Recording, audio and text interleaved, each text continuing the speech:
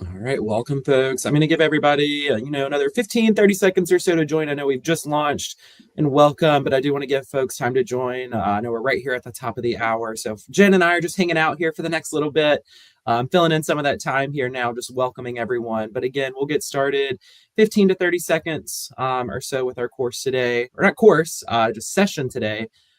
So yeah, welcome everyone who's still joining us. Just waiting for folks to get on. Excited to kick things off here in just a minute or so.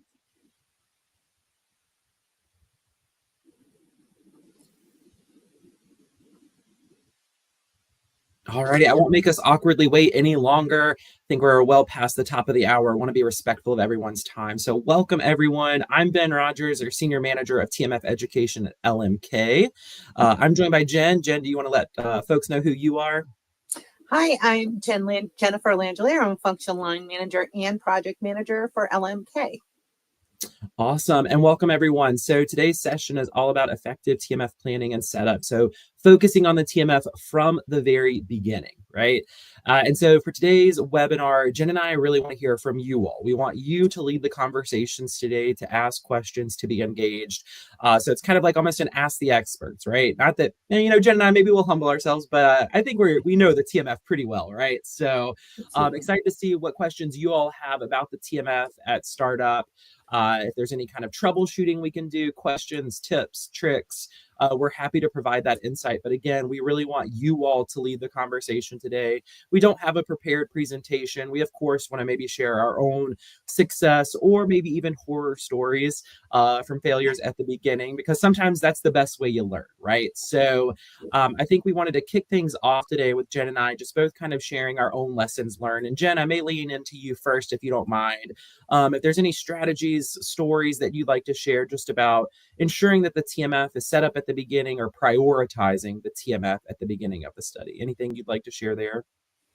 I think the biggest thing is to have the TMF set up. I don't know of an official like deadline or anything, but I mean, it should be at the start of the study in the planning phase, I would say. And, before the first patient is enrolled, I mean, you want to do things like create the structure. You want to upload the initial documents, like the protocol, the investigator's brochure, and any, approvals and things like that, regulatory approvals, and setting up the system for tracking the documents and storing the documents. Yeah, I like that. I like the prioritization of the system setup. I mean, have there been any, in your experience, like consistent barriers? The TMF setup, has there been anything or like functional areas or sign-offs? It may not seem as a huge area, but one of the things that I see sometimes, and it's something that we do need to think of, is, and it's not super early on, but I mean, it's really getting access for the stakeholders who are going to be needing the access for the TMF. Sure. Yeah. With some clients, it can take a short time. Other clients, I mean, can it literally take more than a week? And that can sometimes slow down when you get started. That kind of thing is one of the main things that I see, is just making sure everybody has access, and just making sure everybody's aware of how early we do need to start putting those documents in the TMF, and that it is important to have it set up early, like around protocol finalization and when those documents start coming in and get approved. Yeah, I love that. I like the access piece. And again, as Jen and I are chatting, if something comes up that you have a comment about, or even if it's completely different than what Jen and I are currently mentioning, please put that in the chat. Be engaged, ask those questions. They can be very specific. They can just be more hypotheticals, whatever.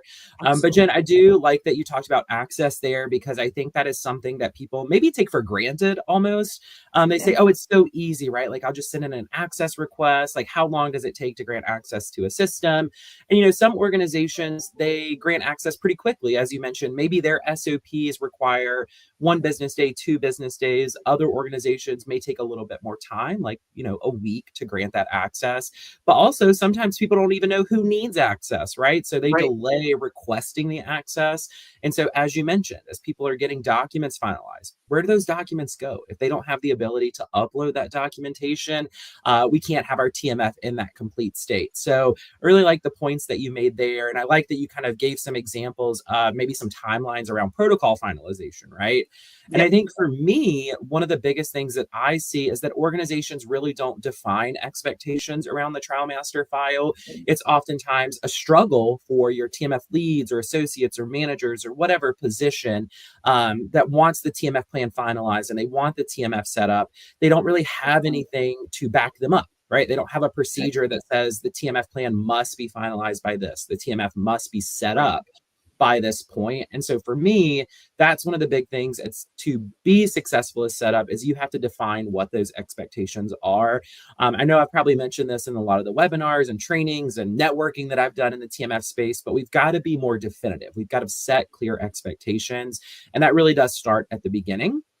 I think we can certainly have a larger conversation around the culture of the trial master file at your organization and why people don't look at it as maybe a critical deliverable at the beginning. But Jen, kind of as you mentioned, we've got documents. They need to be in the TMF. That's the regulatory expectation. And so we've got to make sure that people understand what those expectations are for access requests, how long that what's needed to request access, getting that TMF plan finalized, getting the TMF set up, and what those deadlines are.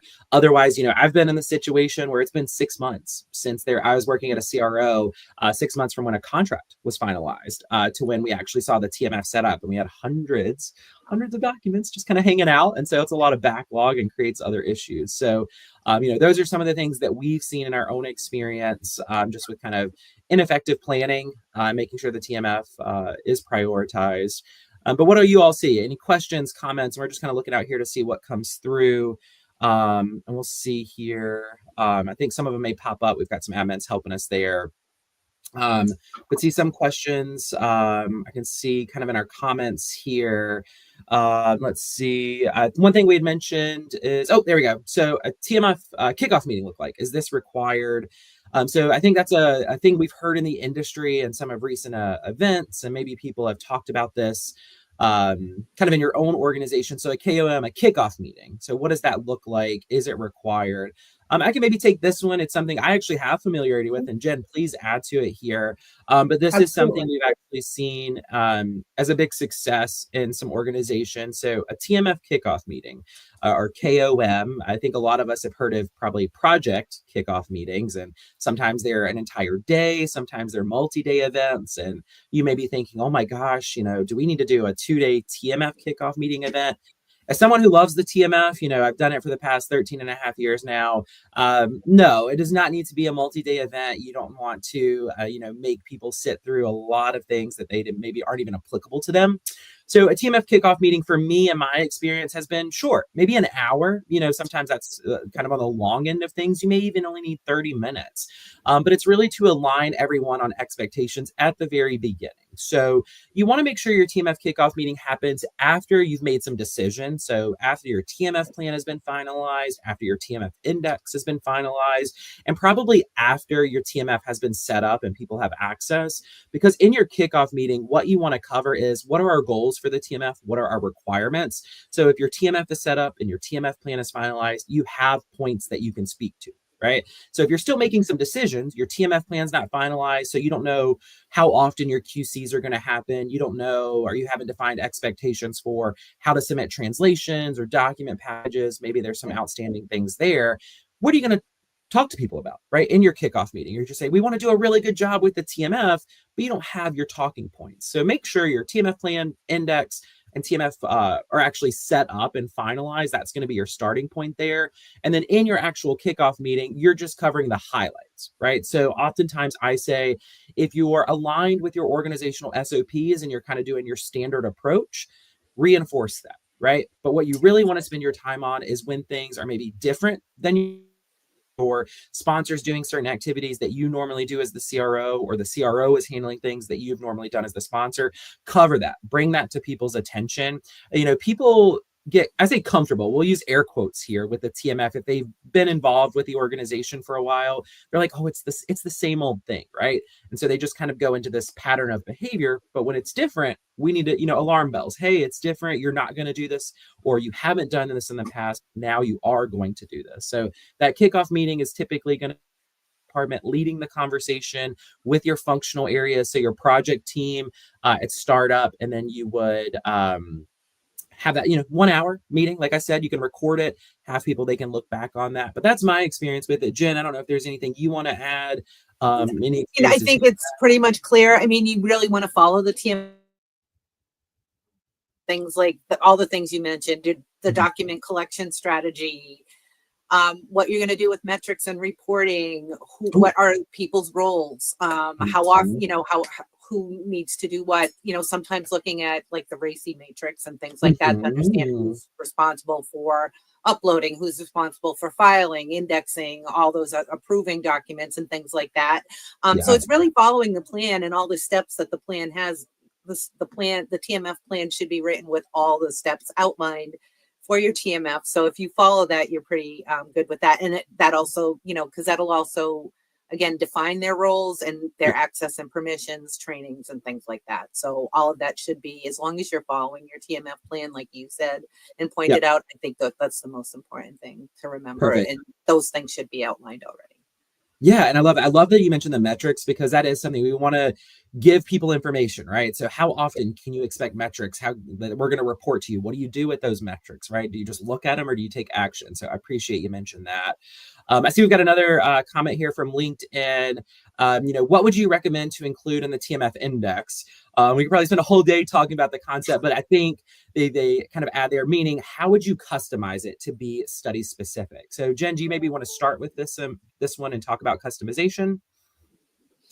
Sure, absolutely. You know, there are study specific requirements sometimes. You know, general TMF access doesn't necessarily need to be repeated for every study, but you want things to be specific to each. Well, you do want things to be specific to each study, even if you're using something like your own company's template. Um, you might have certain specific workflows and things like that that you want to point out. The most important things for me when you're laying out the index are obviously the classification and the artifact, but you also want to look at things like dating conventions, naming conventions. Do you have any specific document types or classifications or zones where there are going to be specific issues or according to the protocol, you need to look at those things and make sure that those items are all clear. So they're filing or they're indexing and applying metadata, they know what metadata to choose. Does that make sense? Ooh, I'm talking on I mute. can't hear I was Ben. talking on mute. It was me. So I was just saying I like the metadata there, the comment of if there's any unique requirements. And I think you mentioned it perfectly, Jen. Even if you have an organizational template, like if you're using the TMF reference model or you've created your own template, you do want to be study specific. You want to account for the unique document types for that study. So what's applicable and what's not applicable. So if your index, for example, had 100 artifacts and you knew only 75 of those were applicable, why do you want to keep those only other 25 listed, right? You can mark them as not applicable. Your index is contributing to the story that you're telling. So auditors and inspectors are assuming whatever is listed is what they anticipate to see in the study, right? Now we know you can make some assumptions, right? Like if you're a startup, you're probably not anticipating seeing those closeout visit documents now. So you can Right. leave those listed as applicable. But if you know you're not going to have a specific, let's say your index accounts for a pregnant partner informed consent form, and you know this study will not be utilizing that, you would want to remove that or mark that as not applicable. So you'd want to account for the unique document types for this particular study. I also like to see customization as to the functional areas that have ownership of the documentation. So your template may have the standard CRAs are responsible for this, but wonder if you have a study where you've outsourced that activity to a CRO or the sponsor's taking some of that activity, make that clarification. So if there's issues with that documentation being missing or quality concerns, you know who to reach out to. So you want your information to be specific to how that study is being designed. If you have unique metadata requirements, or I've worked in the past, a lot of my experience comes as a CRO. We've had sponsors have unique naming. They're like, yeah, we see your standard naming conventions, but we also want you to include this for every document. capturing those kind of details can be very helpful from a naming perspective as well. So again, yeah, the key there is you do want it to be study specific. You want it to account for the applicable documents for that study. You also want to ensure that you have some type of indication of who owns that particular content, the functional area, sponsors or CROs. So yes, you're gonna do some customization, and anybody who may be concerned with that, and Jen, you may have a different opinion here. I'd love to hear it. If so, the customization, a lot of people think that takes an incredible amount of time to do. The groundwork is already laid, right? You have your template. Now you're just going in there and making some decisions as, is this applicable? Yes or no. That decision can be made, hopefully, if you're asking your functional areas, in a matter of seconds. Hey, do you have this for your functional area? Yes or no. And so you go through their 20 documents and it takes them 10 minutes, right? It's not 10 hours of work to really get this customization done. So it's manageable. Yes, you have to have a little bit more oversight. You have to engage in conversations and reach out to functional areas to get their input. But it's not something that's going to take you weeks to accomplish. I agree. And absolutely, you made that important point of essential documents or expected documents. That's very important. Mm-hmm. But also, a lot of people do mistake it by taking a lot of time. But I mean, if you met with like each functional area or each zone, like you might have 3 zones for one functional area or things like that, or meet even, whether it's a functional area like safety or labs or things like that. But even just meeting with like the study manager or the project manager for the study, they're going to have a lot of knowledge about specific documents and whether they're required or not. And, it's not all on one person. It's really a collective with the client and their TMF plan and to figure out their index. Yeah. And Jen, and again, as questions come in, we'll certainly make sure those pop up. But I did want to mention, people may be asking, well, Ben, at startup, we can't get people to seem to pay attention to the TMF, right? Like I asked for these things to be done. I asked for the index to be updated. But what do we do? How do we get those people engaged? And, I think for me, it circles back to we need something to point those people to. So if your SOPs require that the TMF index be finalized by 30 days post protocol finalization or 30 calendar days post contract finalization, you now have a target that you're working towards. Otherwise, we continue to allow this culture of pushing the TMF off because we have other things that are more critical, right? Like we have to get our CRAs out on site. So we've got to prioritize the monitoring plan and training and site startup. And I get that. But what happens with all that documentation that's being finalized? So as trainings finalized, as protocols and project plans and slides and visits occur, where does that documentation go? The trial master file. Well, how do you know where to file that documentation if you don't have the TMF index or the TMF is not set up? So you've got to create the expectations in your processes to create that culture of TMF engagement, almost force that culture to happen. So great question there. Led to a larger conversation. So I appreciate that. And again, as questions come up, we'll kind of see them pop up here. So continue to ask those questions as you're listening. So who should be responsible for driving completion of the TMF plan? Who should be involved in drafting? So Jen, I think I put you on the spot last time, so I'll kind of lead this. Okay. It's really, in a lot of times we say it kind of depends on your organization, right? If you have a TMF department, I would encourage you to have this plan reside with kind of in that TMF plan department and their controlled documents. So to be a little bit more effective, so we're talking about being effective at the beginning of the study. When you're drafting a TMF plan, if your organization is starting from scratch every single time, meaning you don't have a standardized template that you're using, you need to create a standardized template. That's going to save you so much time. By the time I was leaving my last position as a CRO TMF manager, I could draft a TMF plan. If it was following our standards at our organization, I could draft that TMF plan in probably 15 minutes. And it's just making some administrative updates. Obviously, if we had some unique negotiations going on, that's going to take a little bit more time. But I had the framework. So you want to have a template, and your template's going to outline kind of, as we've mentioned, what's going to be covered in that kickoff meeting. A RACI matrix, so that responsibility matrix is always great. Expectations for how often TMF QCs will be performed, who's going to perform those actions, how often metrics will be generated and reported, quality issue resolution expectations.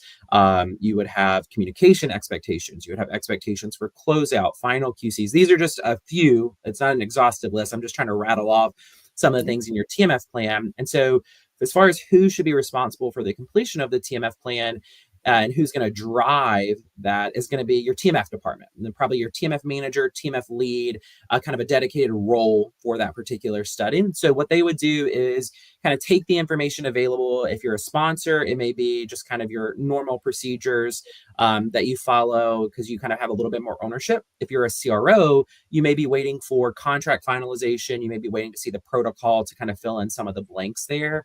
But a lot of the times you're updating administrative things like roles and functional areas, dates. So like your QC schedule, you would plug in specifically, we're going to do those in January and July, whereas another study may be February and August. So those types of updates you're making based off the information that you have on the current study status.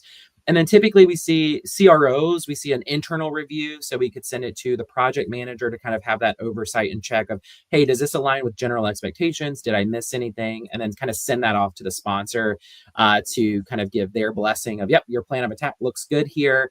If you're the sponsor drafting the plan, you'd probably follow a similar pattern. TMF department draft, send internally for review, and then send over to the CRO to add anything.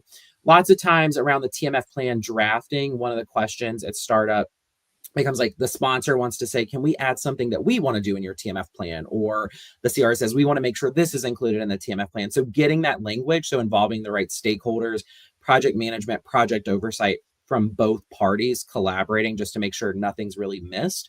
Because later, oh, we thought you all would be providing us metrics every week, right? And the TMF plan says it's every month. Well, was the right person involved in that decision making to agree to that month? Because now, why are we asking for it every week?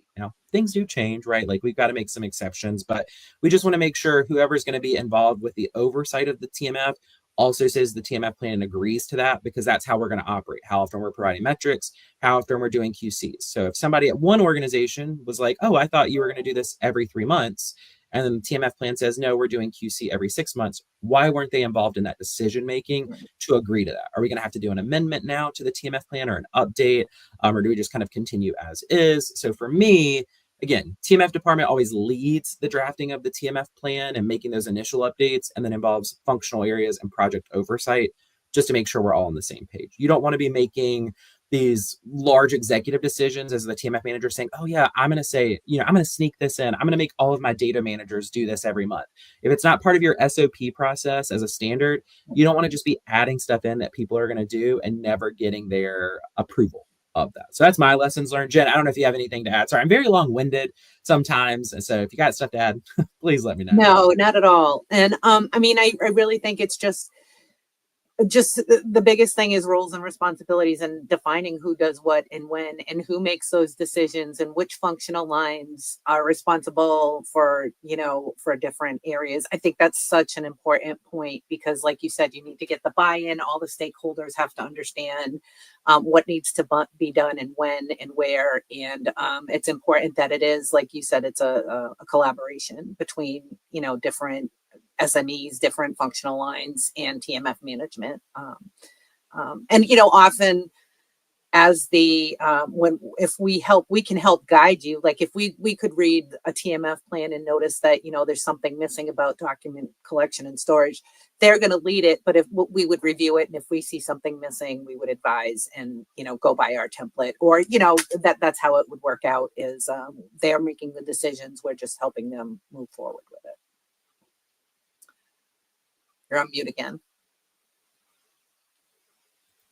Thank you. I need to stop muting, but I drink my water and I take my breath. So collaboration is key here, right? Yes. It's not just TMF management making every decision. It's not just project management making every decision. We've got to come to agreements. And I think that also just helps us for success long-term. It doesn't feel like TMF management is requiring all of these things and saying, we made all the decisions. No, you agreed to this, right? We're getting that buy-in. Right. We're kind of changing that culture. I know it doesn't happen overnight. And I know even when people kind of agree to things, sometimes they do it just because they have to. They're like, well, I know it has to be done. Fine, I'll do it. They just have acceptance. Right. But at least they're aware of it. So again, good conversations there. And again, keep the questions coming. We're going to try and get to as many as possible. If we can't get to them all, we'll certainly follow up after. But I was just looking at the clock and I was like, wow, we're already 20 plus minutes. I just noticed the same thing. We really It's gone by fast. Moving and grooving. Yeah. And so, in your opinion, what's the most common issue with TMF? I know we shared our own kind of horror stories a little bit earlier of things that have gone wrong, but what's the most common issue with TMF during startup? Um, Honestly, I think for me, and this is kind of speaking TMF in general, right? It's not necessarily the TMF setup, it could be the plan, the index. I think for me, the biggest hurdle is kind of a combination of the TMF plan and TMF index agreement, because as we were just talking about, it involves those functional areas participating and giving feedback. I think for me, I would say it's the index. It ties into the point that was asked earlier. I think it was Magnus that had asked around like the customization piece. Does it need to be study specific? We went through the reasons why it needs to be study specific, right? It helps with understanding completeness of the TMF. It gets the requirements of that particular study. The issue is there's a competition for everyone's time at startup because each functional area has their own deliverable, right? The TMF, we're one of those wonderful areas where our deliverable depends on everyone else being an active participant. A lot of those other functional areas may be able to operate a little bit more independently, like they don't have to reach out to monitoring and data management and safety and project management, all of them to get their deliverable, whereas we do, right? The index needs all of their blessing, needs their review to account for those documents. So I think for me, it's getting everyone together or getting everyone's feedback. So I'm not saying the kickoff meeting is the time where we go through all of the established expectations, but we've got to get there first, that first hurdle. And so I'm not saying that you need to have a TMF index review meeting with everybody on the phone to go through it, because to be perfectly blunt, that's going to be a waste of time for a lot of people, because you're going to have people waiting to get to their section. And we know what happens. Those people that are at the last 5 minutes, they end up only getting 30 seconds because we took more time elsewhere. So it's having maybe 15, 20-minute chats with each functional area to say, hey, can we go through your documents? So if we, again, say there's 100 documents total that we expect, does every functional area have 100 documents? No. Some have 15, some have 20, some have 5. So those meetings could be very short for some functional areas. Project management, clinical monitoring, they're going to have quite a few documents that you got to go through with, but it's finding the time not only for yourself, but those functional areas to be engaged and make those decisions. And do they understand what we're asking of them?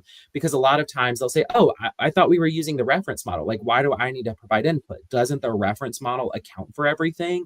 I'm like, contrary to popular belief, outside of the TMF space, no, it doesn't, right? There may be unique documents for this study. There may be documents listed that aren't applicable. So we need you to make some decisions. And I think something else that kind of furthers this issue is people will say, well, I don't know how to come to that conclusion. Like, I don't know if this is applicable for the TMF or not. So what I do is when I have these conversations, I say, let's focus on the documents themselves.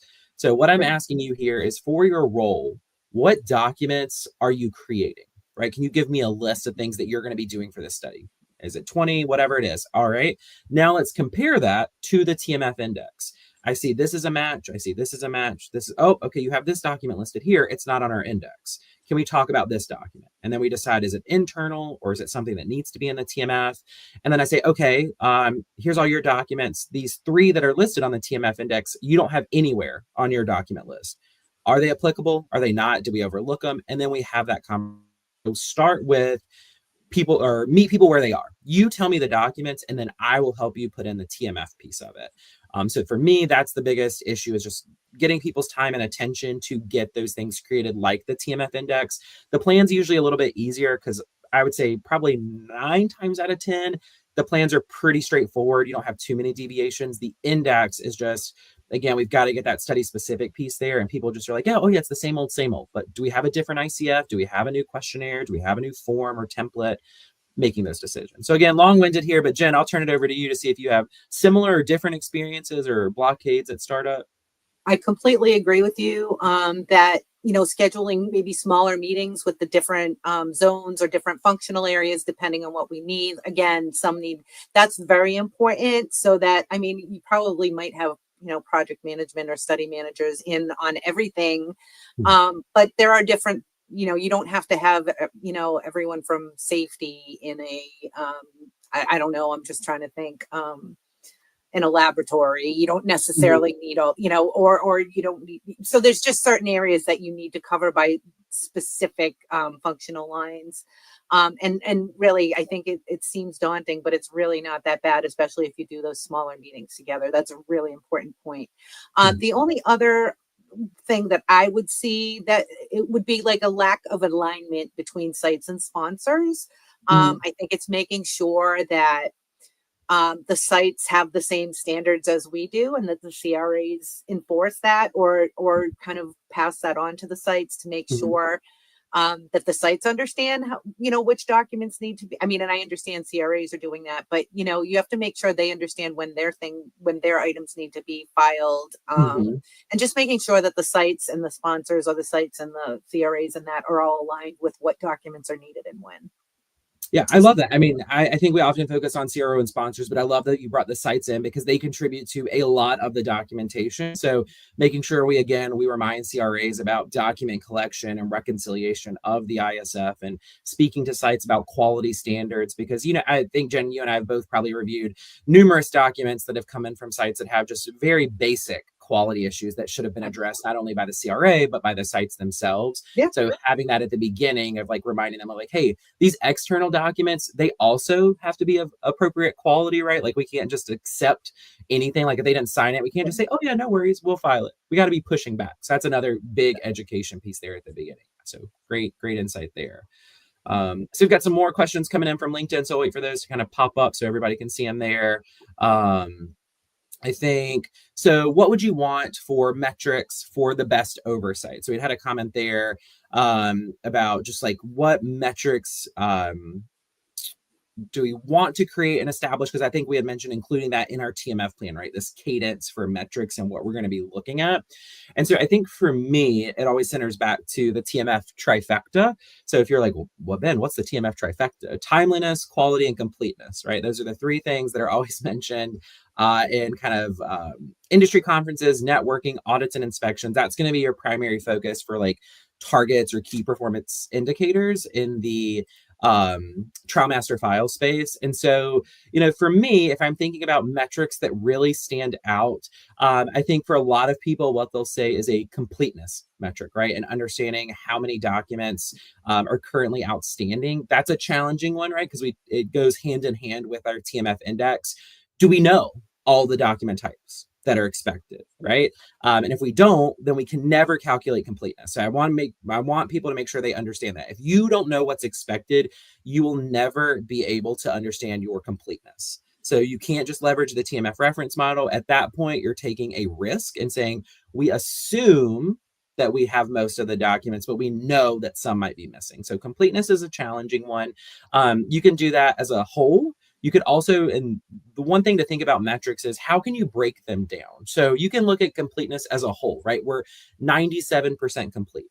But where is that 3% coming from? So data management, they're 100% complete. Safety, they're 100% complete. So now what functional areas do you need to reach out to? So as you're looking at the metrics that you develop, you want to think about the high level metric and then what other information that we can gather. And I've got some other things to add too, but Jen, I'll turn it over to you. Is there like a specific metric for oversight or just a TMF metric that you love to see and you regularly report and you find useful? Well, I mean, one I would say is timeliness. Okay. You want to check if, and that's the important part of this note too, is digging down into the metrics. So you might Mhm. have one report that you have every month or every week, and you're looking Mhm. at the timeliness, and certain documents are being filed on time, others aren't. If you can pinpoint what those reasons are, Mhm. so that just shows you how your metrics might lead to other metrics, Yeah. and other things you need to look at. So if you want to Mhm. see, let's say, your monitoring visits aren't being followed on time, aren't Mhm. filed on time. And you dig down deeper and you look and you see that the SOP, um, for um, for filing the monitoring reports. If you find that Mhm. that's not complete or not clear as to when it needs to be completed and uploaded and things like that, it may Yeah. be that you need to make a change to the SOP. So I Mhm. think part of that is really important. Doing your regular metrics that you said at the beginning, and that's going to lead you to look at other metrics to dig down and to see what the root cause is for these reasons. So, we might determine, oh, well, the SOP isn't clear. Let's go and fix the SOP. Let's keep looking at these numbers. But metrics are going to draw you to probably dig down and do more metrics because you always want to find the root cause. I So, know. I always crack up when I talk to people about metrics because I'm like, you're looking at one metric, but then you realize you need to look at like three others. And I know we've kind of hinted at like how often you generate metrics, and there's no perfect formula for that. right. You need to kind of think about what metric you're looking at. Like, do you need to look at completeness every day? No, right? Do you need to look at document submissions every day? No. Even document quality, for example, like you may have a metric that assesses the documents submitted by document owners. Then let's say you have a document review team. So you may have a quality metric that says, we had 100 documents submitted by the document owners. How many had issues? So 5 did. So we had 95% quality by document owners this month. That's great. But if you did that every day, so imagine you report and you had 2 submissions and one of them had an issue. Is that 50% quality concerning because it's one of 2, right? Let's say you widen that sample to the whole month and that was the only issue for the month and there was 300 documents. So how you look at metrics and how often is also important. What's your sample? Because again, 2 out of 10 documents is 80%. I'm not overly alarmed at that just looking at it, but 2 out of 100 is 98, and that's much better. So that's another thing to think about your metrics. Also, what are you trying to accomplish, right? So for example, Right. if we'll talk about timeliness. Let's say it was quality issue resolution. So that means somebody has opened up a quality issue or a finding, right? Let's say the document owner submitted a document and it's missing a signature. That's an example of a quality issue. We have 30 days, we'll say 30 calendar days to resolve that issue per our SOP. So hypothetical here, it's not a regulatory requirement. We're just saying our SOP says 30 calendar days. So we want to run a metric that says, what's the average amount of time that it takes us to close quality issues, right? We're going to look to see that average. And our average is 26 days. And we're like, oh my gosh, that's great. We're meeting that 30-day mark. That is one metric looking at timeliness. Well, what are we not thinking about here? How often are we meeting that 30 days, right? So the average could be 26, but you could file documents on 32 days, on 34 days. So that's out of compliance. So what's your percentage compliance there? Is it 90%? Is it 99? Because if your average is 26, but you're only doing that 50% of the time, because half the time you're filing it in 20 days and half the time you're doing it or resolving the issue in 20 days and half the time you're doing it in 32, that average is 26, but you're only compliant 50% of the time. So that's an example of how your metrics may change there. So I saw another comment here because we kind of can see them as they come in and they might take a second to load here, but I know looking at the time, I may just kind of look at the questions and ask them and then they'll come up. So touch on the thoughts exactly. The issue with completeness metrics without knowing the full end goal of documents. How would you get to a satisfactory expected documents list? A lot of hand holding. It's a little bit more work here of like, how do you ensure your expected document list is accurate? Right. And so I tell this to organizations all the time. If you are not managing throughout the life cycle of the study, your expected document list, it's not usable from a metrics perspective, because your expected document list or your EDL should at all times reflect what documents are anticipated for the study. So for example, a common issue I see organizations make for like an informed consent form, there may be 5 versions of that informed consent form. If your expected document list only accounts for 1, it could say it's 100% complete, right? But what about those other 4? How do we know those other 4 are there? So we have to continuously review that. This is something that you include in your TMF plan, right? The ongoing oversight of TMF management. Jen, if you have different experiences here and see oversight, let me know. But in my experience, it's been like the TMF lead would maybe monthly reach out to the functional areas and say, okay, here is our expected document list. Has anything changed? So you're going to have that oversight. And again, there's no other way to do this than to continuously update, right? If you only do it at the beginning and end of the study, in that interim, there's this gray area of, well, how do we know it's missing? So you have to involve the functional areas because they're going to be the subject matter experts in knowing we've had these SAEs happen, we've had these protocol amendments happen, we've had these changes to the template. So there's a new version. They can give that insight. And then as the TMF department, we can make those administrative updates on the back end. Jen, I don't know if you have different experiences or more to add there. No, I actually, for that, I totally agree with you. I think it's everything you touched on is important and makes sense to me on that one. Yeah, perfect. And again, it's tough to like, I hate giving those responses because it really is reliant on, as an organization, appropriately resourcing. So making sure, like, if you want this done monthly, right? So example, the EDL. I don't think you need to update this every day, not even weekly. Like, yes, it may change, but if you're doing it every week, people are going to get burnt out. Maybe every 2 weeks. A month is usually the sweet spot, because there's going to be some months where there's not a lot of change and some months where there are. So you can just have these recurring meetings for 15, 30 minutes with each functional area and just say, hey, any new versions, any new documents here. So great, and think that makes sense. And again, some people, they're like, well, isn't there an easier way? And I'm like, unfortunately, they're like, automation, isn't that going to change anything? And I still say, like, as we are right now, to my knowledge, there's not like a system out there that knows a protocol amendment has happened, right? Unless we tell the system or we create it, or the system doesn't know there's a new version of the informed consent form until we tell the system somehow.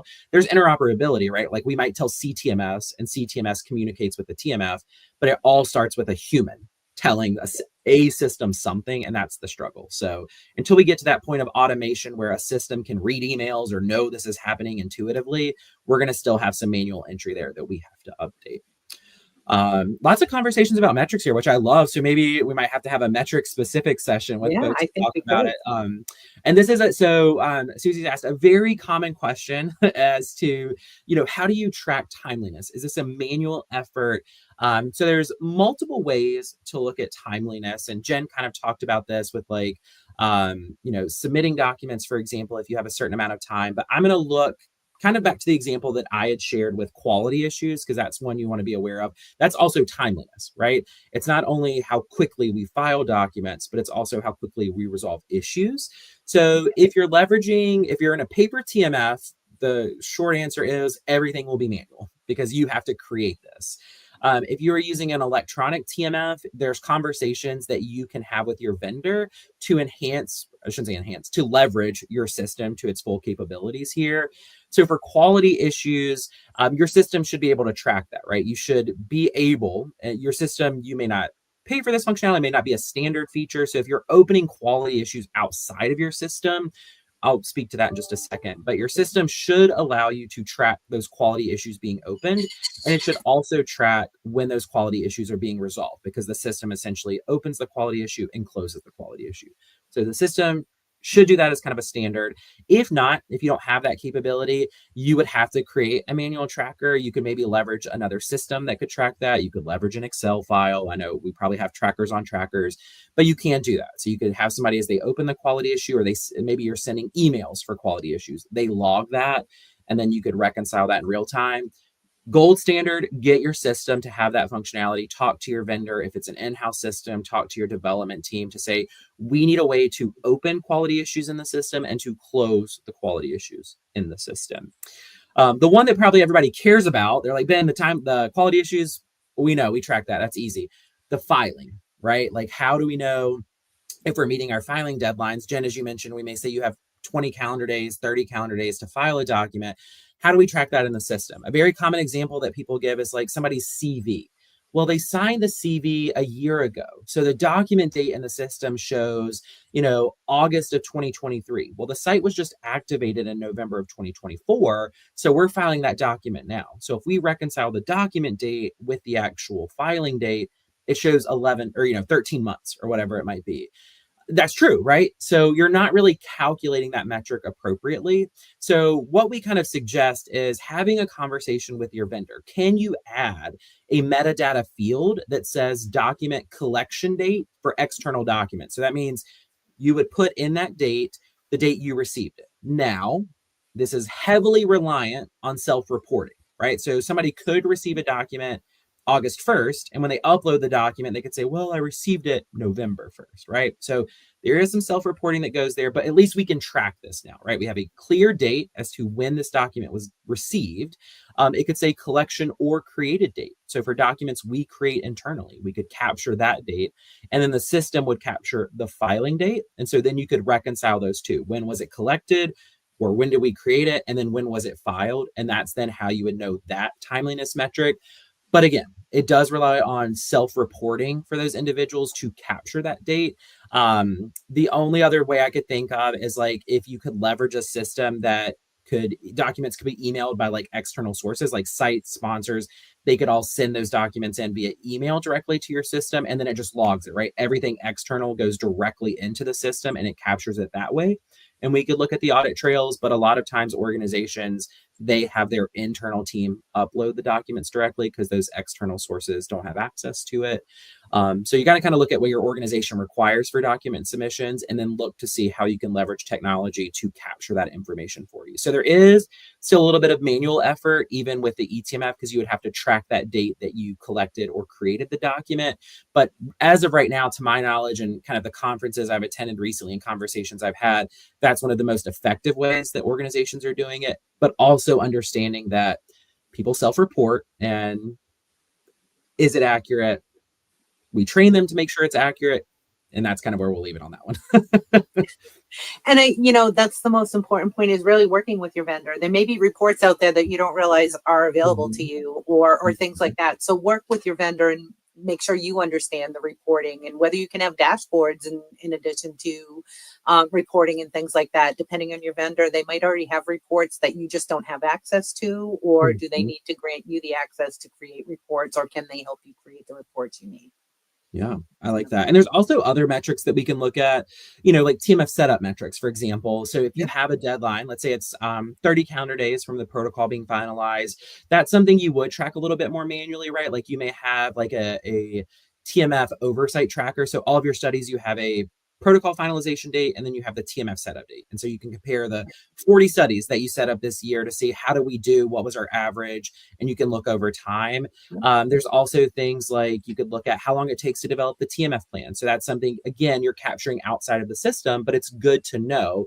On average, it takes us 3 weeks to set up the TMF plan. Or let's say you have a project, you're a smaller organization. Let's say you have 4 project managers, 3 of them, their average is like 5 days to get the TMF plan finalized, but you got that one project manager who maybe takes about 3 weeks. Why does it take them a little bit longer? So there's other metrics that you can look at that are more administrative and oversight tools that can help you from a process perspective, beyond just even those study metrics of how quickly are we resolving quality issues, how quickly are we filing documents. So think about that as well. Think about all of the information that you have access to that can help you at a study level and as an organization. So that's kind of another tip for metrics there. But lots of great questions about metrics. So I'm thinking, I'll talk to our marketing team about maybe we need a metrics conversation, because I know lots of folks have those questions. So I know we're approaching, oh, wow, we are past 2 minutes. Didn't even realize. Oh, wow. I know. I'll blame me. That was me chatting there.